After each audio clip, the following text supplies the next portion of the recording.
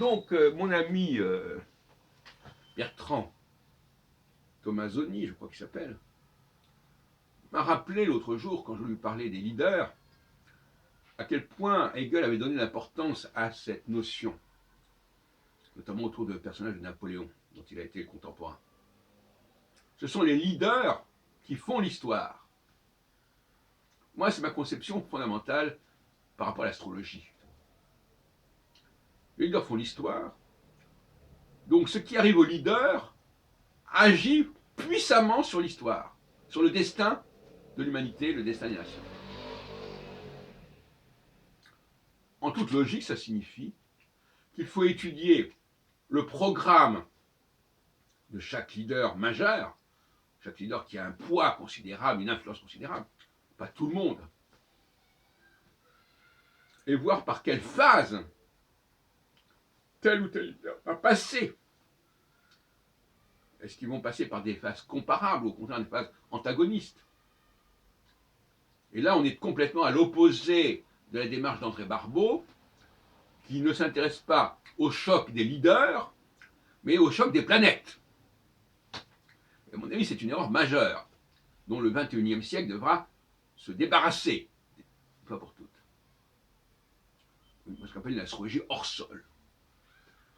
Alors, Barbeau est assez étonnant parce qu'il est à la fois passionné par le thème astral, le thème de naissance, la psychanalyse, et puis d'un autre côté, son astrologie mondiale, et entre les deux, il n'y a rien.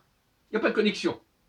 Il n'a pas eu l'idée de dire, bon, par exemple, dans son ouvrage d'astrologie mondiale, à partir des années 60, jamais le thème astral d'un leader n'apparaît comme un élément déterminant.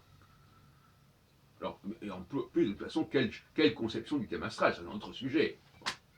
Mais il n'a pas trouvé l'interface entre le thème astral et l'histoire. Alors, les astres et l'histoire, ben, c'est les astres, c'est les conjonctions, c'est les oppositions entre planètes. Or, moi, je suis fondamentalement opposé à toute idée de conjonction ou de relation entre planètes. J'ai dit sous différentes formes à travers les années, la planète doit être en conjonction avec une étoile. C'est la relation stellaro-planétaire.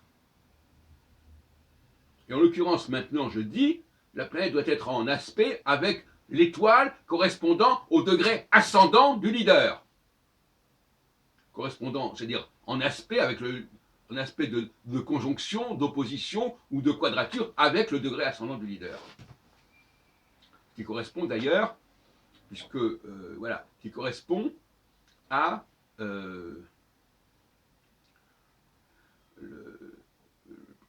ça correspond en gros à la théorie des modes cardinaux fixes mutables.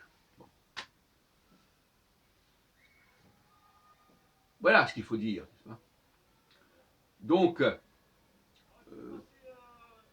il faut noter le degré ascendant des principaux leaders et voir à un moment donné quel est l'aspect que le leader reçoit, soit s'il est saturnien de Saturne, soit s'il est jupitérien de Jupiter, soit s'il est martien de Mars. Il n'y a que trois possibilités.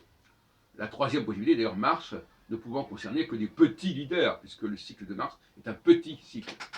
Le cycle de Jupiter est un peu plus grand, et le cycle de Saturne encore plus grand. Donc on a une typologie trinitaire des trois planètes qu'il faut absolument maîtriser, et c'est le rôle de l'astrologue de savoir différencier les trois typologies, les trois types.